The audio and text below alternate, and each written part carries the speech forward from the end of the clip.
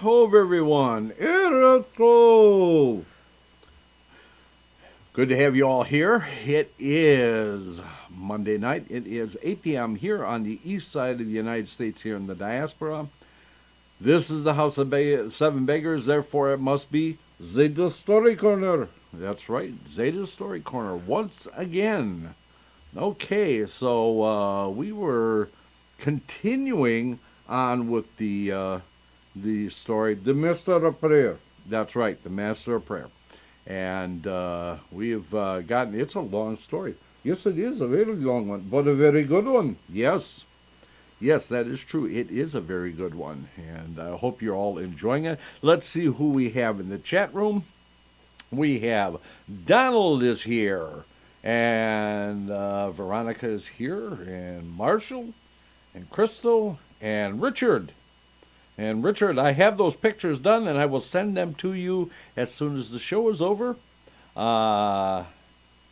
And Miriam, Colleen, so, okay. so you think we're going to have another cliffhanger this week? Possibly. We shall see. Okay, good enough. As we have been doing... we are going to continue doing, we are featuring one of Rabbi Moshe Steinerman's books from his I Love Torah series. This is Tovim Me'orot, A Glimpse of Light, Gems of Tanakh. And again, he is making these available at cost. So he's making... only pennies per copy on this, making it, yeah. It looks better when it's straight. That's true, it does. Okay, so he's making these available very, very affordably. You can get the whole thing for less, the whole series for less than $45 for the actual books, or you can get them on the Kindle. Yeah, that's right. You can get them on the Kindle. For, I believe, 99 cents each. At that price, you could afford to have all of the books, and you could afford to have them all on your Kindle, so you can have them wherever you go. It's a good idea. Yes, it is. I thought so. So, again, he is making these available. They're wonderful books.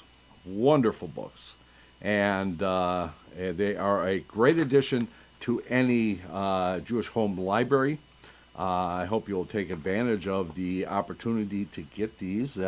Just go to Amazon.com and you type in I Love Torah series. Yeah, that's right. You type in I Love Torah series, and all the books will be right there. So we'll be mentioning it again after the break. Let's see if anybody else has joined us. No, it looks like that's it. We have a few in the background. Yes, we do have a few who are watching in the background who are not in the chat room, which is fine. Yeah, as long as they're here. Yeah, that's right. As long as they're here, we're glad to have them, whether they come into the chat room or not. Okay, so we are going to continue. I almost said finish. Maybe not. Yeah, maybe not.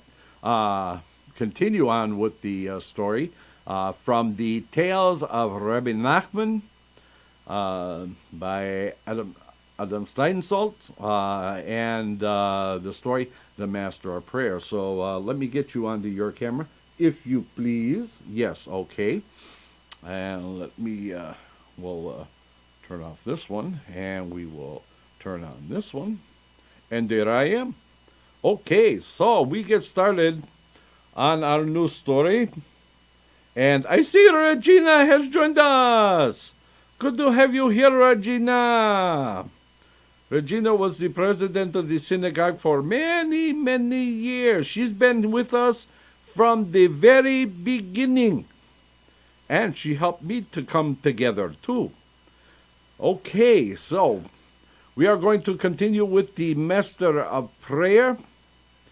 And I back up a little bit just so you remember where we were.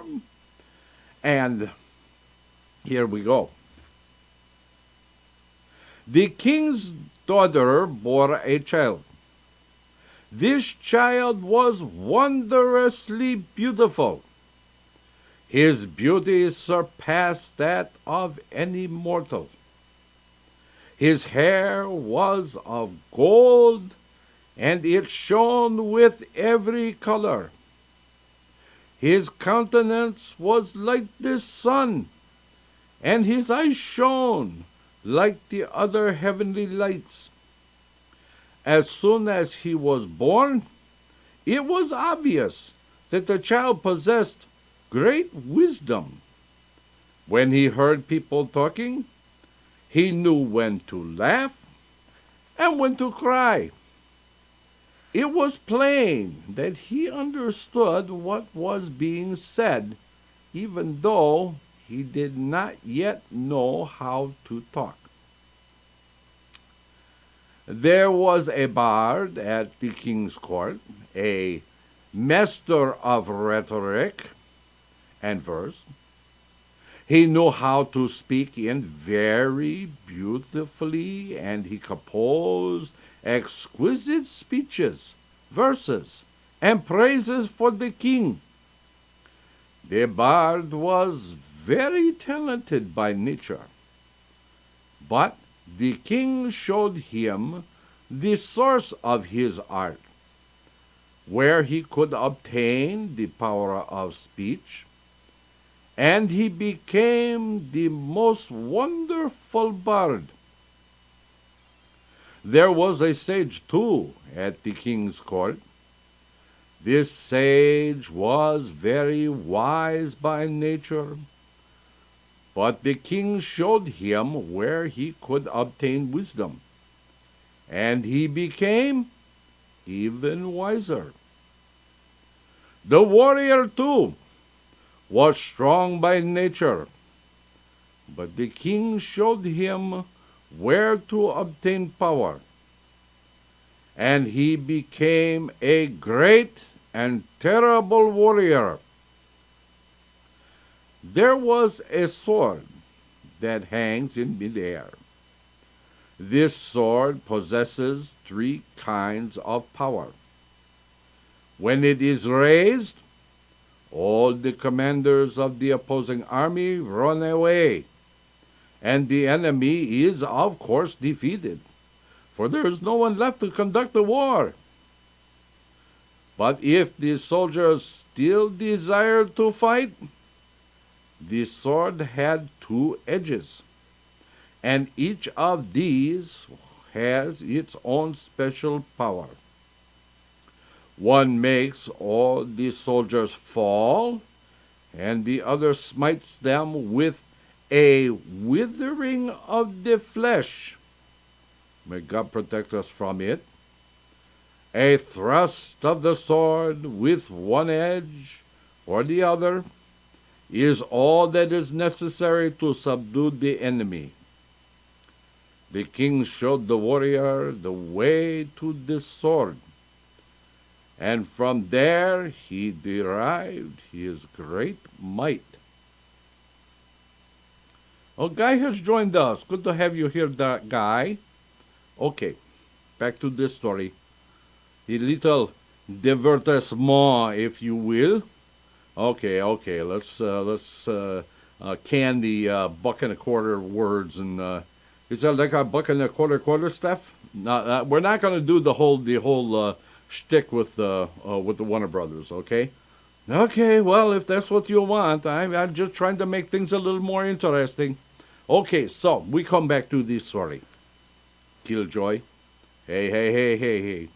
Okay, we go back to the story.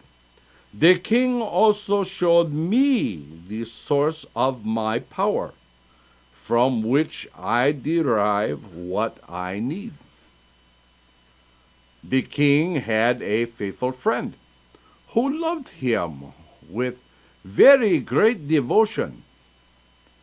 Their love for one another was so great that they could not bear to be parted even for an hour. And since there are times when men cannot be together, they had their portraits painted. And they took great pleasure in gazing at these pictures whenever they were not together. The figures showed how much the king and his faithful friend loved one another, and how devotedly they embraced and kissed each other. The portraits had a special power, so that whoever looked at them was filled with great love.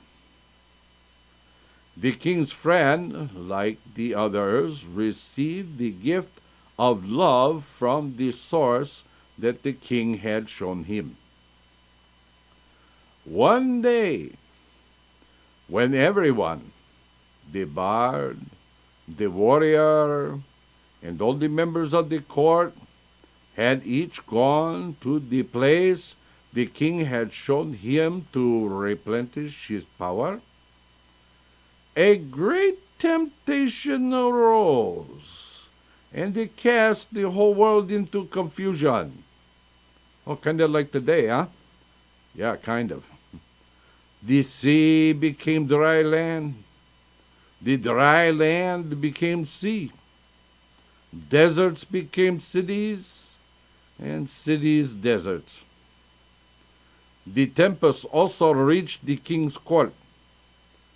There it caused no damage, but it snatched away the child. In the midst of the panic, the king's daughter ran after the child. After her ran the queen, and after the queen the king, and all were scattered. At that time, none of us was there, for we had all gone to renew our powers. When we returned, we found that they had disappeared, and that the hand too was lost. Since that time, we have all been dispersed. We can no longer go each his own place to renew his power. For since the world has been overturned, the roads have changed, and we do not know how know them. But though we can no longer go to the source of our power, the little that remains to each of us is still very great. And so, if this warrior is the warrior who served the king, he is certainly very powerful. The people listened to everything he said and marveled greatly. They would not let him leave in case the approaching warrior was really the one whom he knew.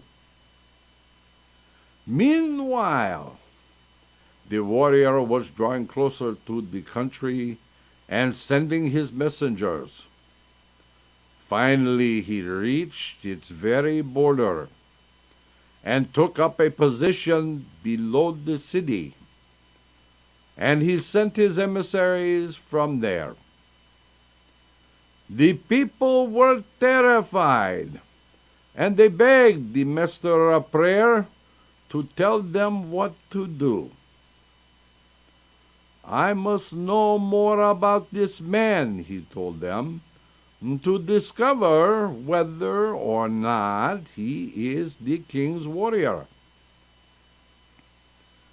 The master of prayer left the city and went to the warrior's camp.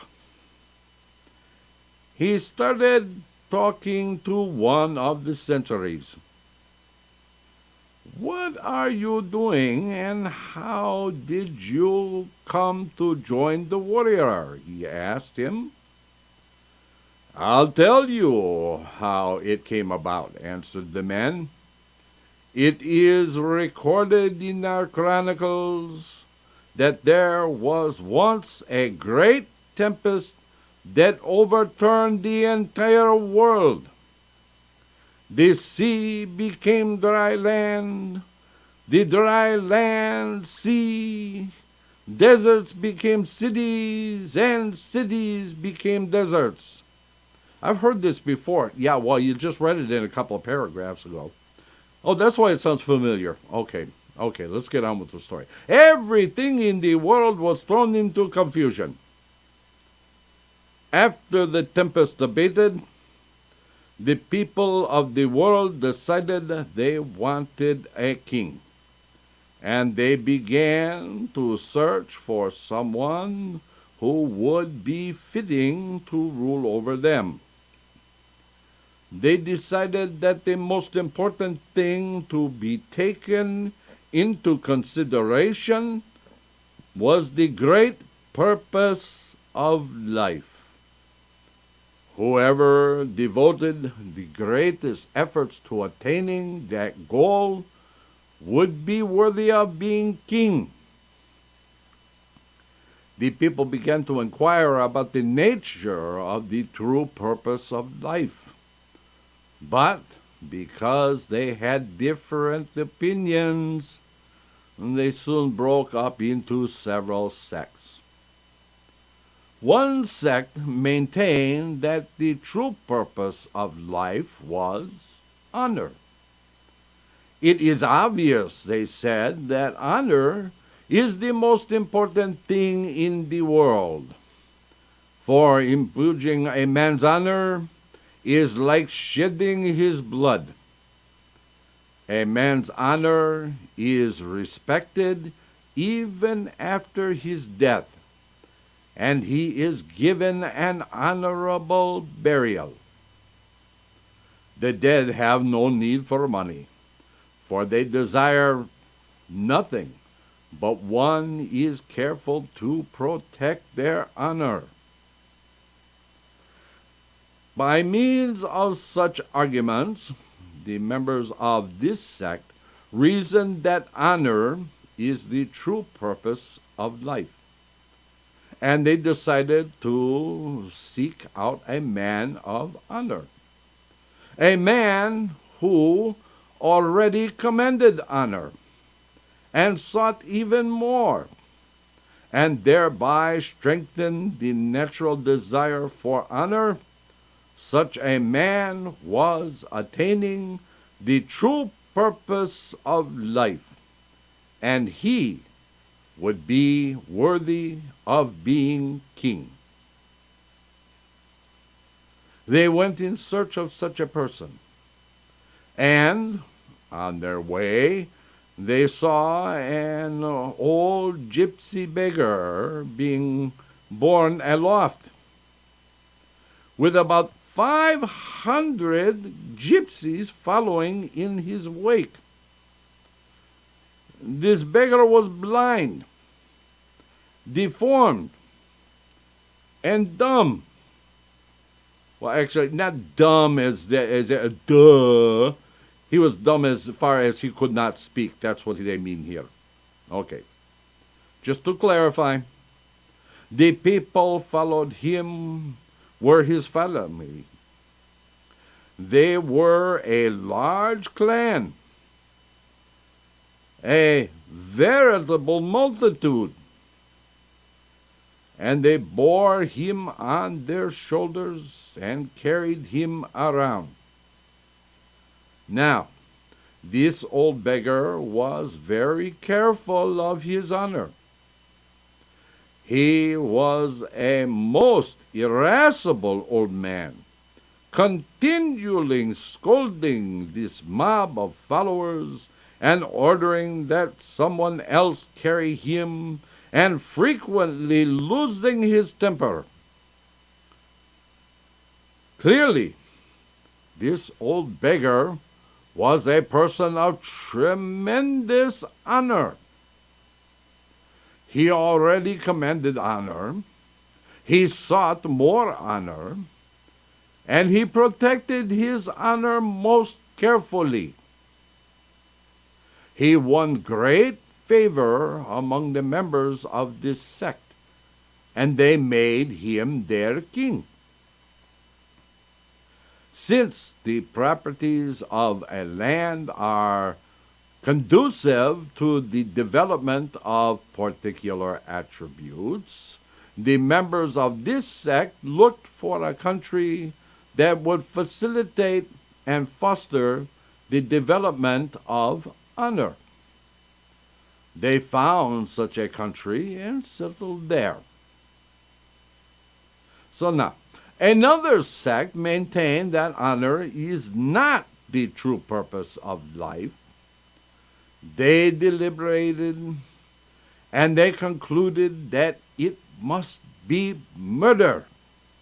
For, as all can see, everything in the world is doomed to extinction.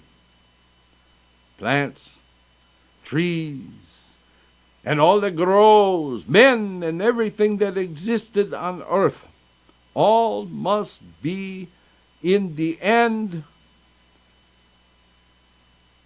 all must in the end cease to be.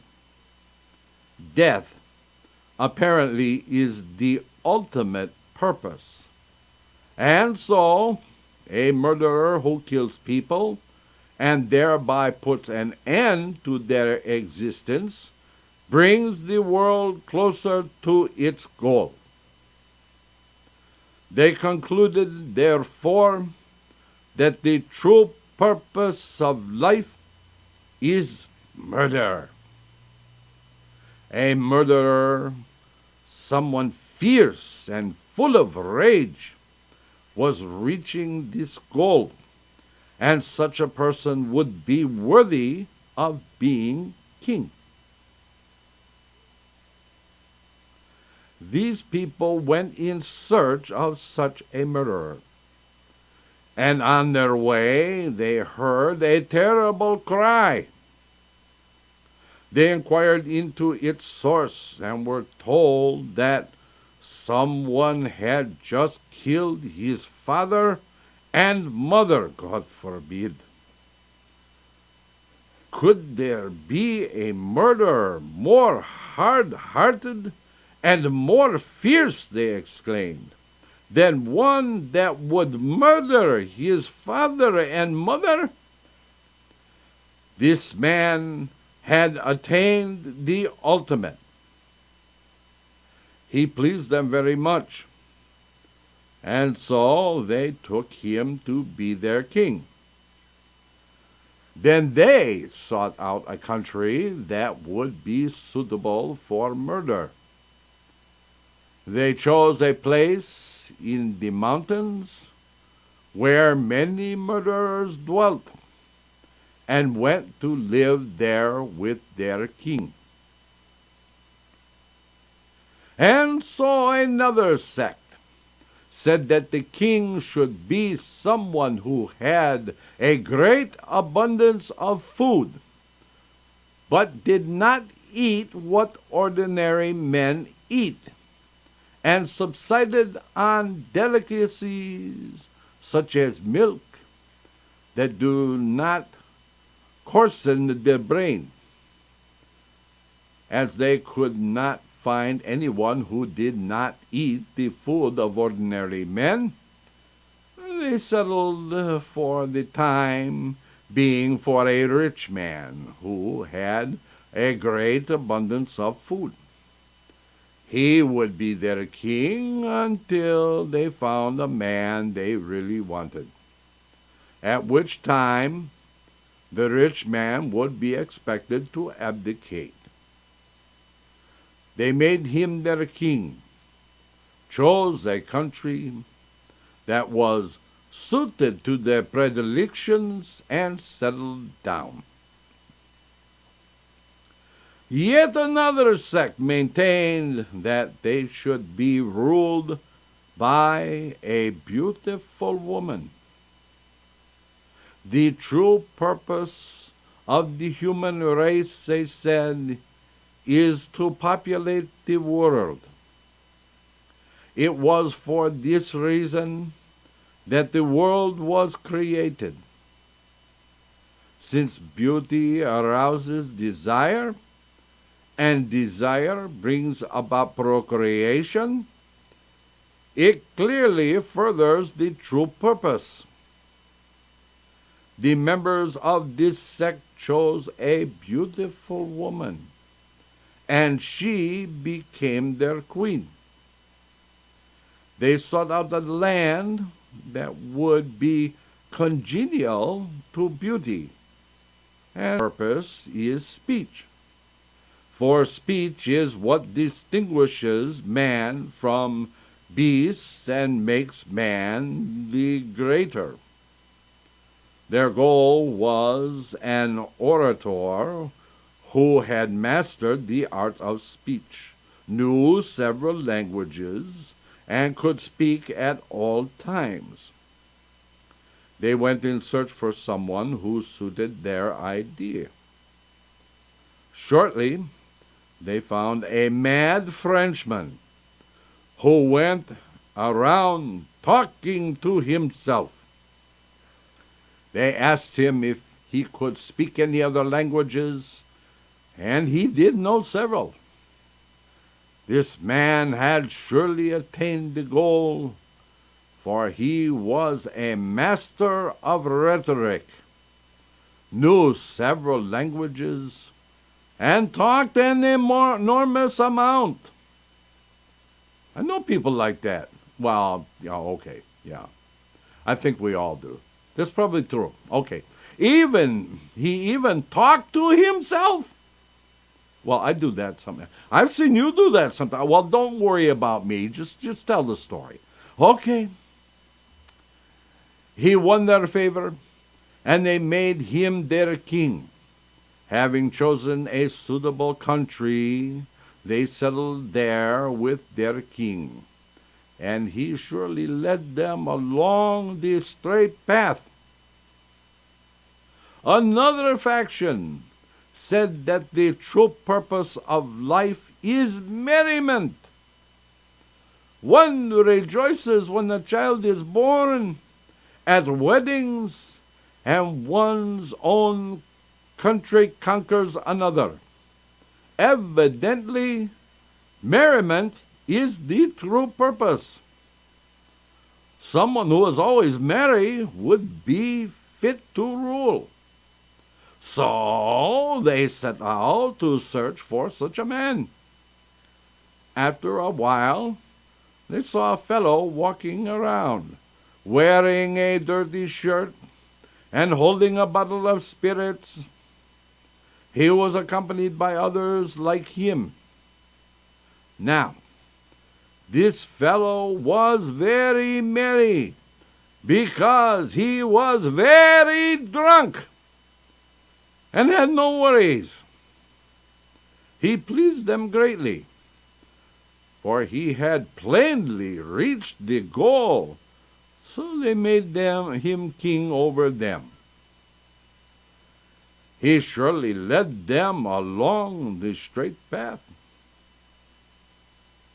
They chose a suitable country where there were many vineyards. From the grapes they made wine, and they made liquor from the pips, so that nothing would be wasted. They were always merry without knowing why. In fact, for no reason at all. Another sect maintained that the true purpose of life was wisdom.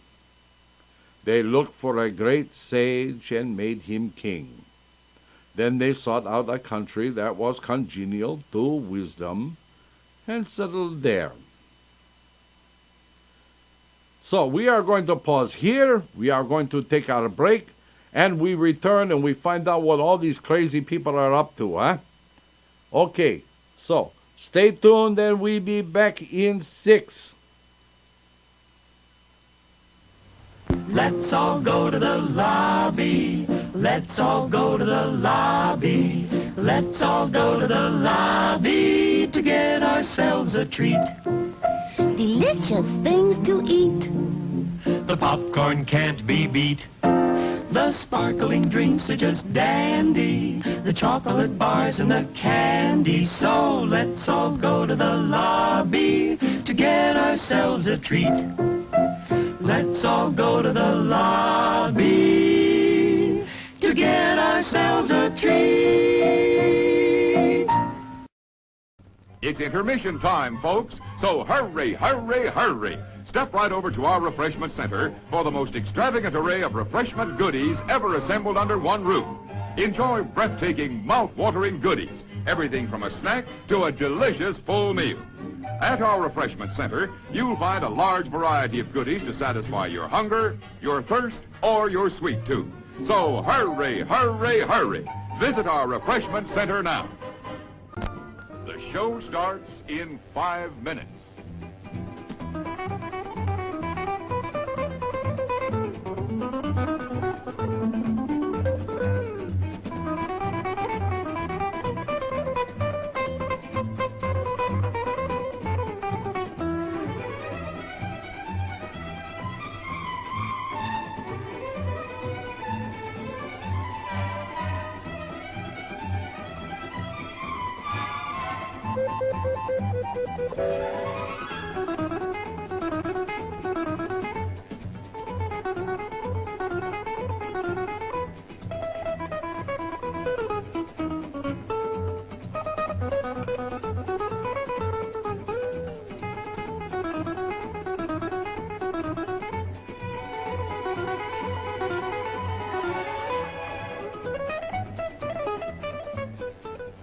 The show starts in 4 minutes.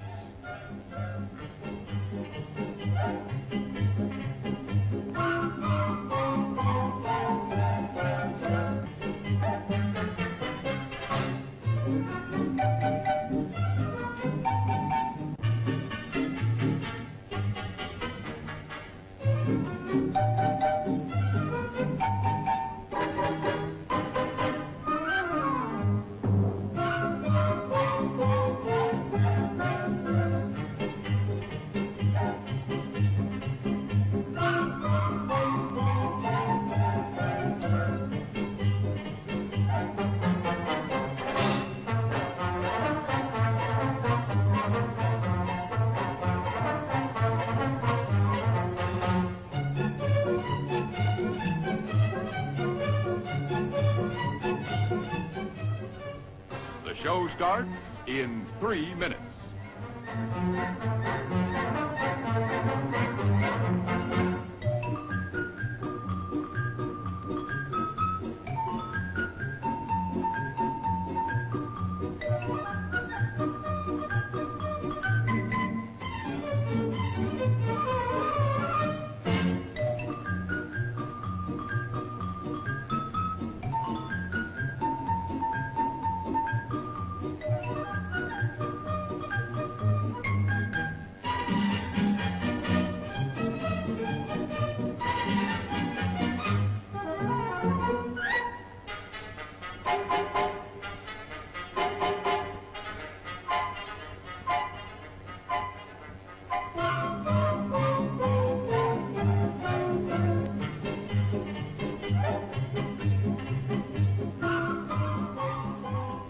The show starts in 2 minutes.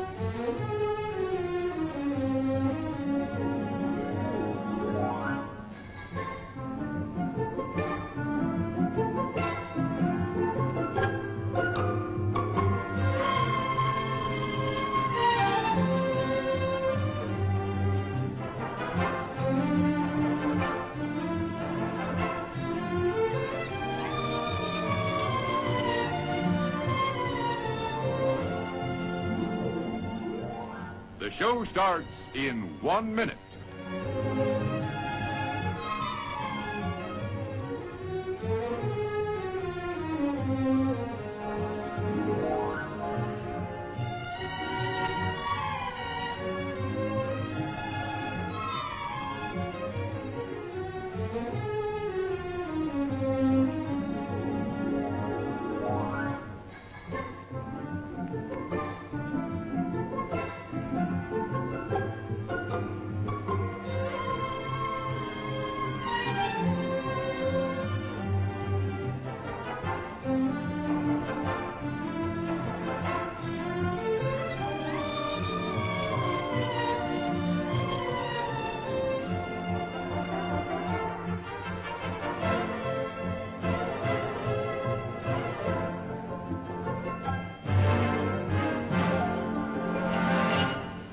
And now, on with the show.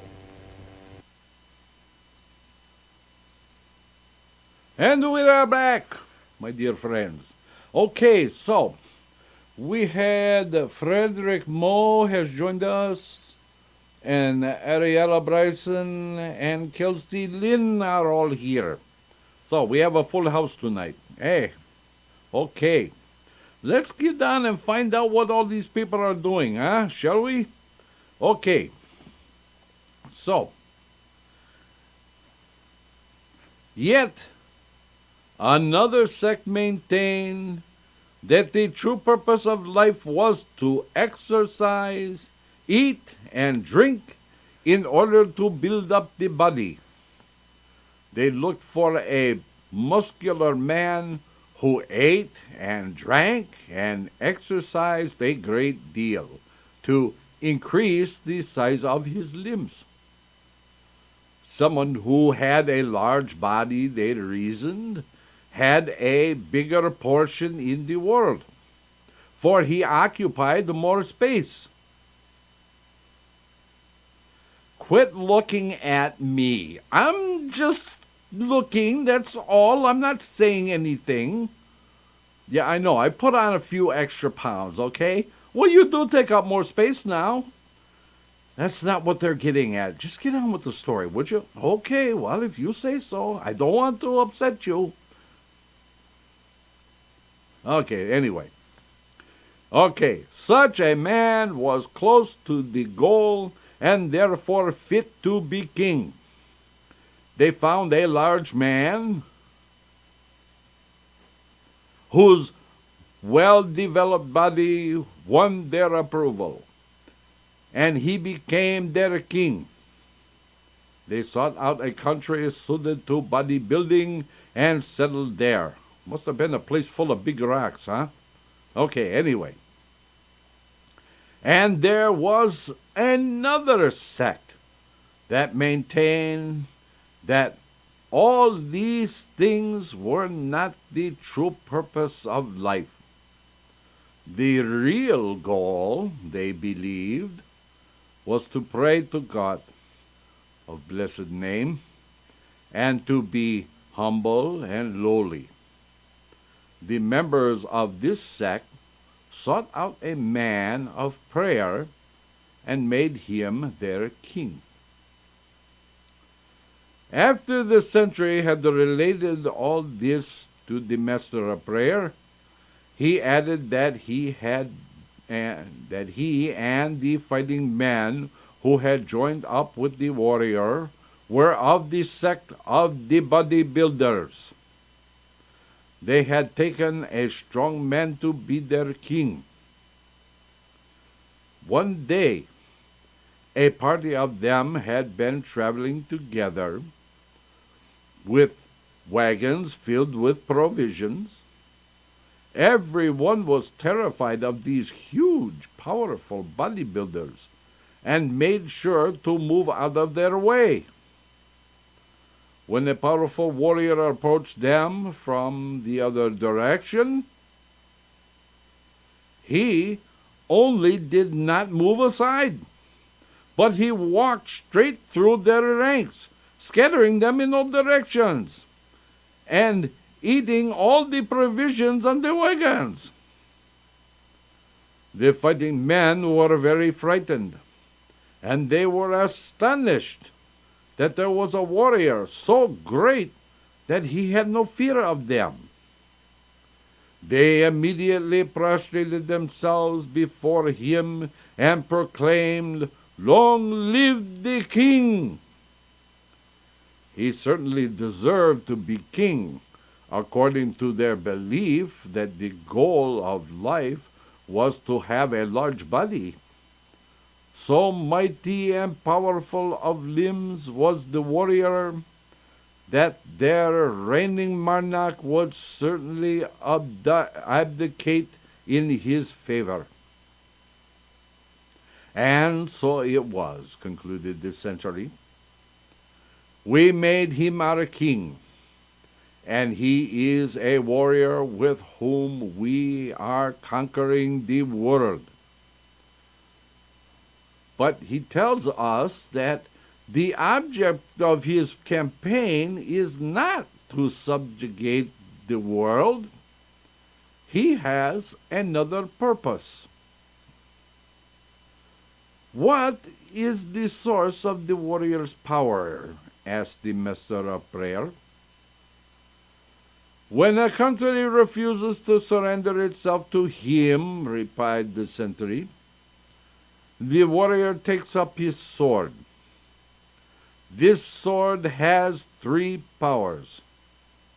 When it is raised, all the enemy's commanders flee. And he described in detail the powers of this sword. When he heard this, the master of prayer was certain that their leader was none other than the king's warrior. And he asked whether he might see him. The sentry said that he would have to ask permission, which the warrior gave. As soon as the master of prayer came into the presence of the warrior, they recognized each other and rejoiced and wept. They rejoiced over the good fortune of their reunion, and they wept as they remembered the king and his companions.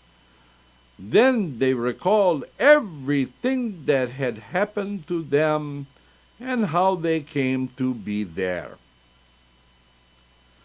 The warriors told his story. After the great tempest, he returned from the place where he had gone to renew his power, and found that the king and all his court were gone. From then on, he had wandered around the world. On his travels, he had passed close to each of the king's counselors, but had never been able to find them. Once, as he passed a particular place, he had realized that the king must surely be nearby, but he did not know exactly where. In another place, he was certain that the queen was nearby, but he could not find her either. In the same way, he had passed close to all the other members of the king's court. "You are the only one I did not pass," he concluded.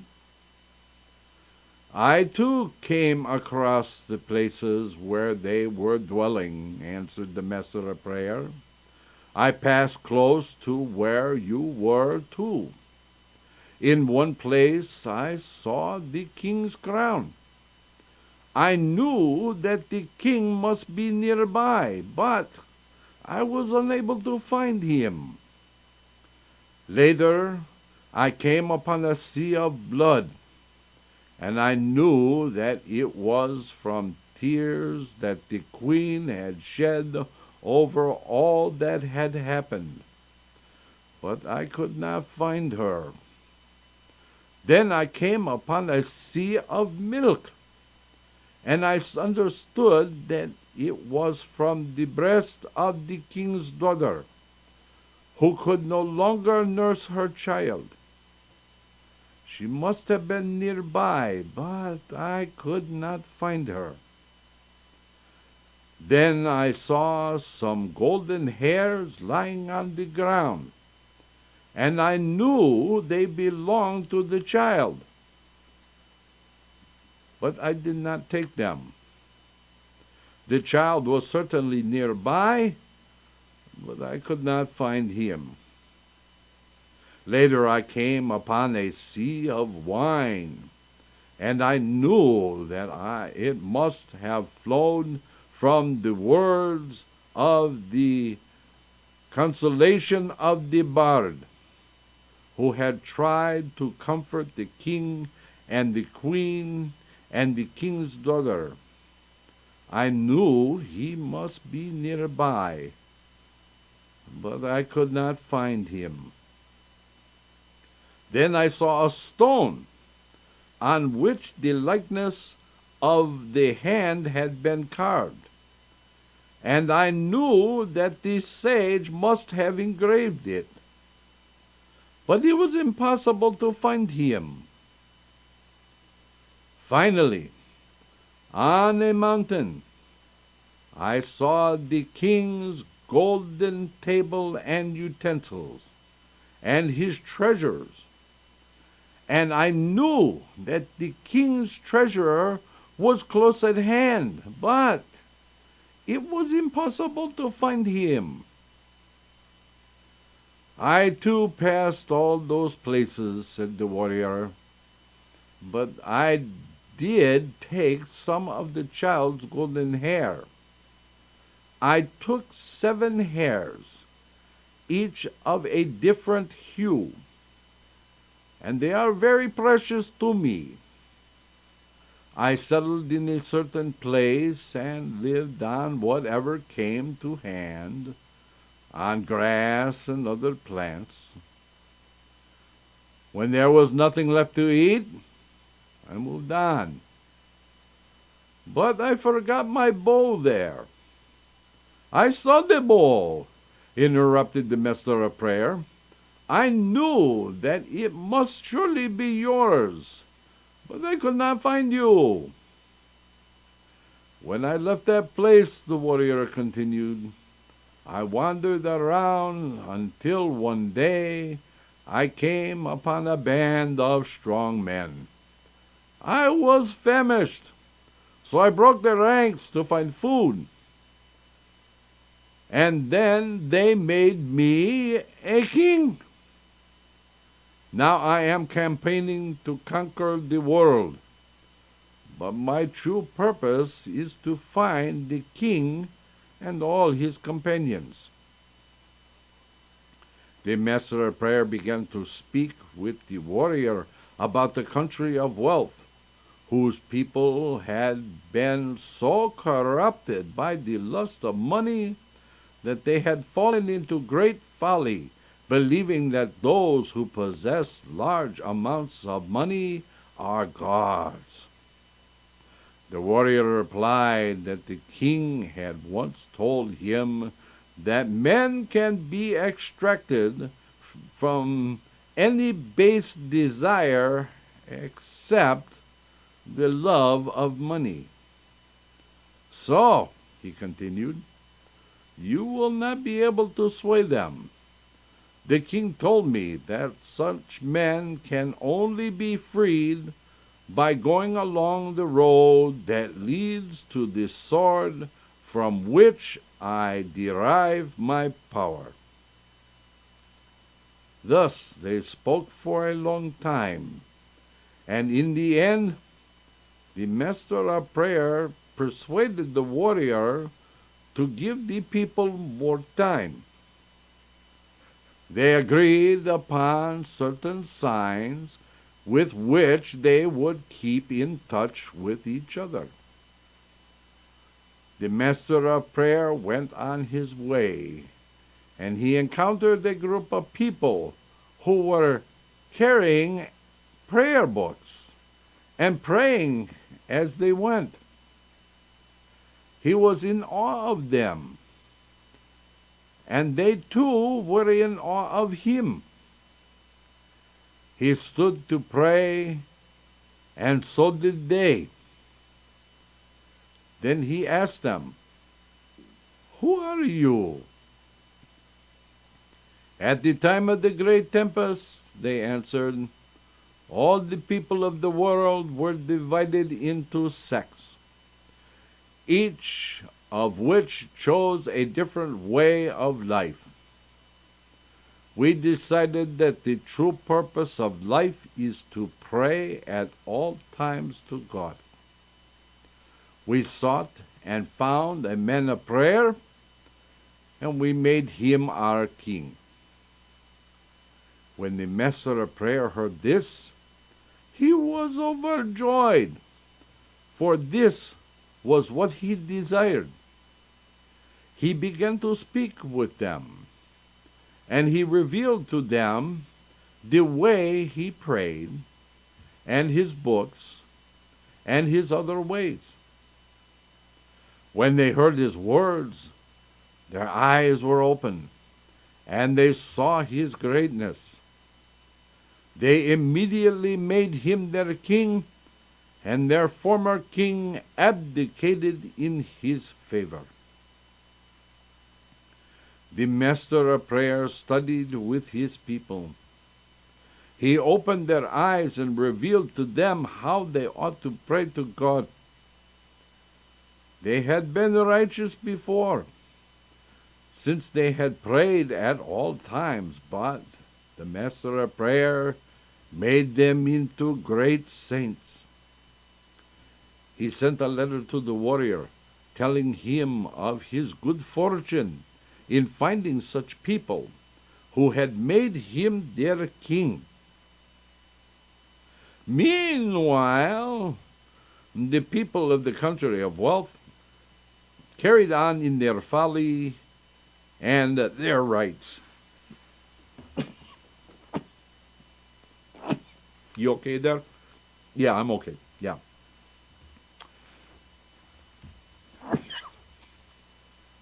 You sure gonna make it? Yeah, I'm sure.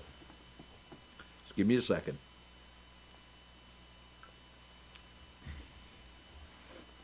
You okay now? Yeah, I'm good. I'm good.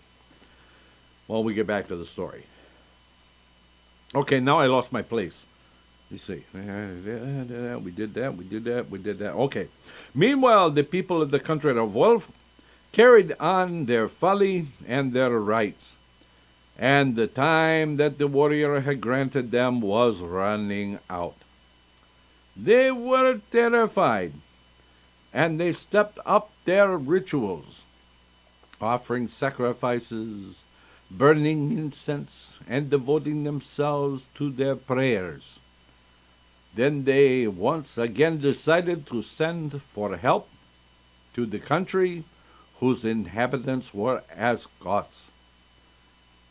Being so very rich, they still believed that this country could save them. And next week we shall see if their folly saves them or not. Okay. So we've come to the end of our time, my friends. Oh, before I forget, we didn't do this when we came back, so we do it now. Okay, we are featuring this week Rabbi Moshe Steinerman's book from his I Love Torah series, Tovim Me'orot. It's a good deal. You should buy. Okay. So, until the next time, my dear friends, don't forget that Wednesday night is the Torah study with Rabbi A. and hopefully Rabbi Reuven. And Friday night at 8 p.m. is the Kabbalat and Ma'ariv Shabbat service. And on Shabbat morning at 10 a.m. is Shachrit and Musaf for Parshat Terumah.